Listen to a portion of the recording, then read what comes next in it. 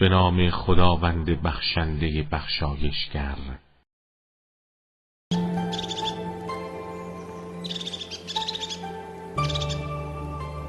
ای عمران نبی، آیا خداوند به ما هم فرزندی عطا خواهد کرد؟ خداوند به من وحی کرد که فرزند پاکیزه‌ای به ما عطا خواهد کرد.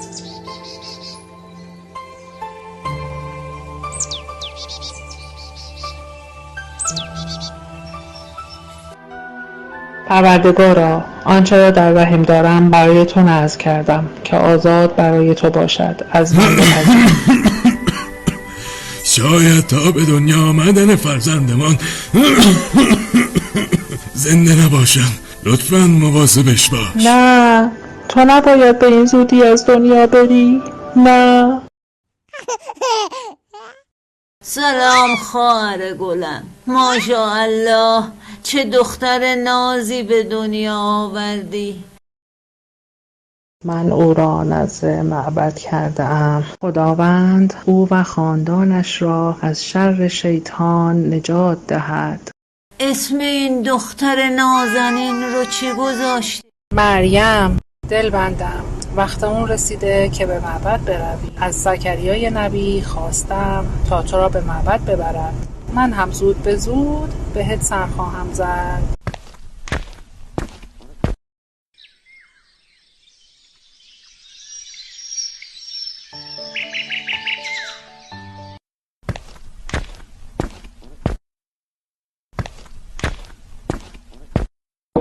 درو باز کن مریم، من هستم.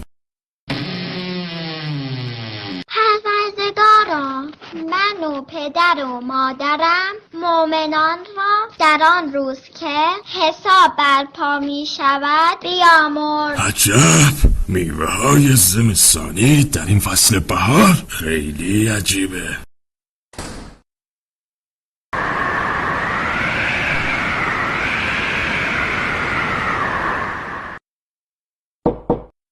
پروردگارا، مرا با صداقت وارد کن و با صداقت خارج ساز و از سوی خودت حجتی یاد. ای مریم، این روزی از کجا برای تو می آید؟ اینها از جانب خداوند است. خدا به هر که خواهد بی حساب روزی می دهد.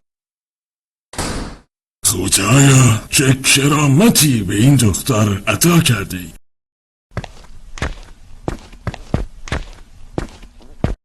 بیا پدر جان. ممنونم خواهر. خواهر، گرسنمه. از دیروز هیچی نخوردم. دخترک عزیزم، قدر که صبر کنی به معبد میروم و برایت غذایی تهیه میکنم و میآورم. یا الله. اگر سیر شدی این غذا رو هم برای خانواده‌ات ببر. ممنونم، خدا حافظ.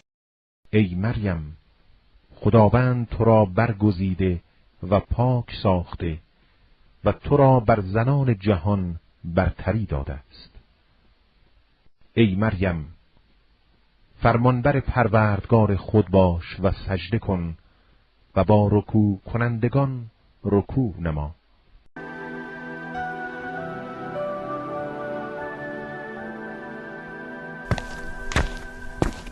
کجا خواهر مریم با این عجله؟ میروم بیرون از شهر تا دور از هیاهوی شهر به عبادت بپردازم.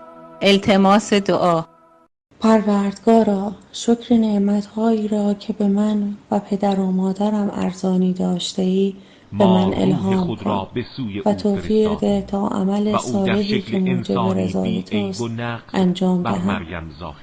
ها؟